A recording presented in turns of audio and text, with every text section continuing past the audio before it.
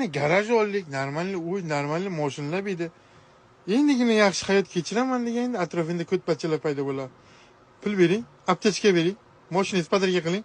Podarka qilmasa, yechingizda kibr ekan. Odamlarga hayronsan. U bunday, bunisi bunday, u unday, bu bunday. Aytinglar qani, yaxshi odam qanaqa bo'ladi? Sizga o'xshagan bo'ladimi? Meni olib qarasak, butun dunyo yo'qolish kerak bo'ladi. Sizlar nuqtai nazarlardan qarayotgan bo'lsangiz, butun dunyo. Abed. Akaratika bilan o'rdak go'shi. Hali yarim soatdan keyin tayyor bo'ladi. Ungacha men qo'llarni yuvib kelaman. O'zingga o'xshading. Ana bu eshik boshqa. Sening otang ham shunday mujik odam edi. Sen ham shunaqa. Ana bu eshik boshqa. Endi o'zingga o'xshading.